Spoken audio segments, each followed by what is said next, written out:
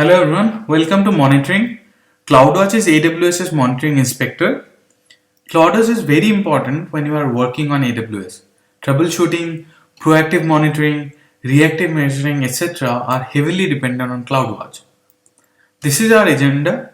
We'll have a very small pre-CloudWatch talk.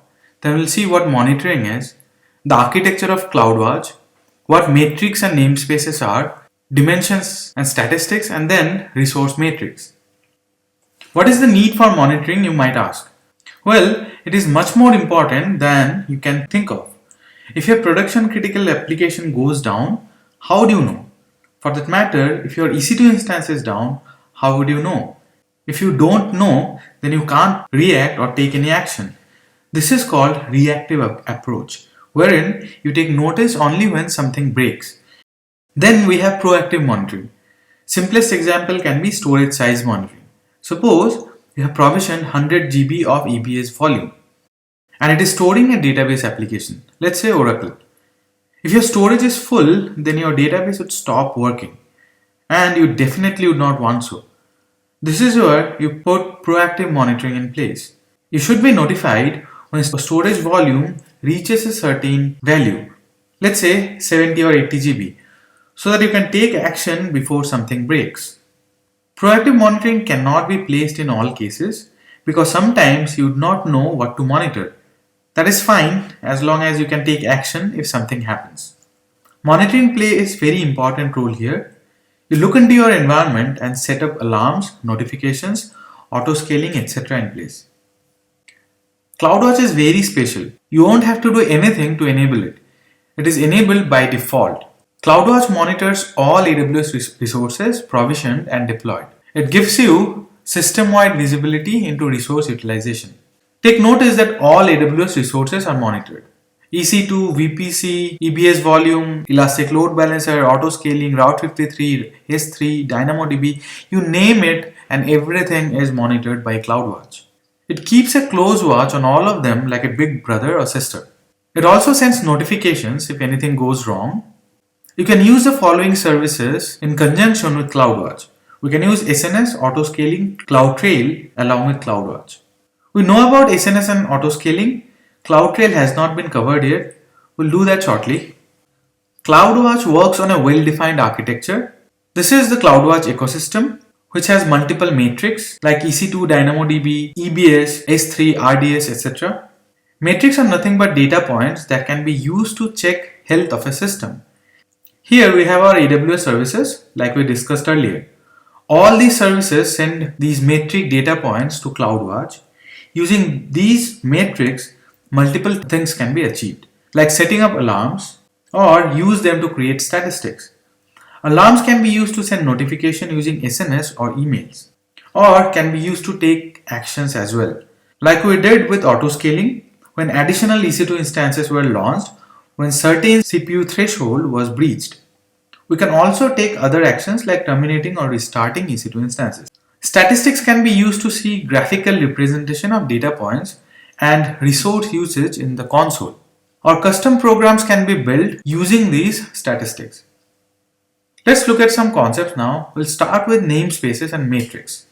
Metrics are fundamental to CloudWatch monitoring. These are the building blocks of CloudWatch. Metrics are individual data points which are monitored. All actions are based on metrics. For example, CPU utilization percentage, disk read-write operation, etc. are metrics.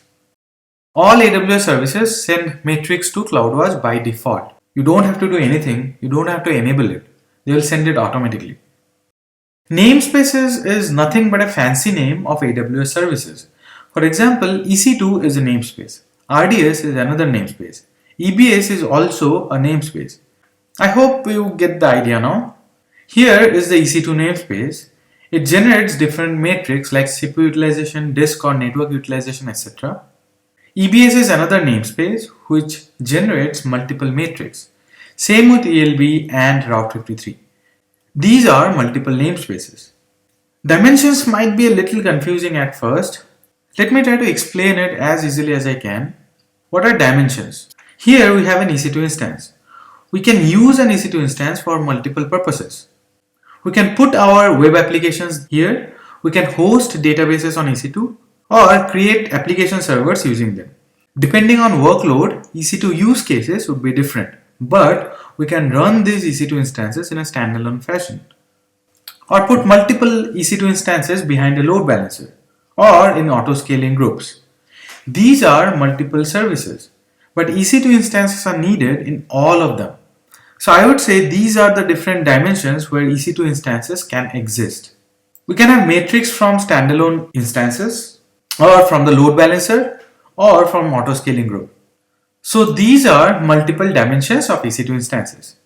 Statistics are nothing but data aggregations over a period of time. Similar to what we had studied in our high schools, mean, median, deviation, average, maximum, minimum, percentage, etc. Don't worry, we'll not discuss mathematical concepts here. Those are inbuilt in CloudWatch statistics. Let's say we want to map our resource usage. CPU being our resource, we want CPU usage data over a period of time. Here's the CPU usage over a period of 5 days. We can see that the minimum usage over 5 days was 0.6. The maximum usage was 4.2. Total usage for 5 days was 12.4. We can find out the average to be 2.48. Count as 5 as we are taking data points for 5 different days. Then we have something called percentile, which measures the relative usage taking something as a base. These are different statistics for our CPU usage over a period of 5 days. And trust me, these are very useful in proactive monitoring to analyze application environment, resource requirement, etc. Let's see a few resource metrics. We'll start with EC2. Here's our EC2 instance. It has CPU, RAM, internal storage, network interface card. For CPU, data points should be collected on how much of CPU is getting used. EC2 generates CPU utilization matrix. Network usage can be represented in various ways. Network traffic in and out bytes, number of packets in and out of the network interface card. We can use minimum, maximum and average statistics for all these. Then for attached disks, we can have read and write operations which can be represented in bytes or counts. EC2 generates metrics for both.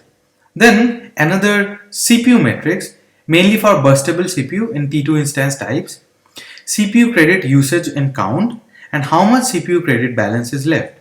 What dimensions can be used to get all these data?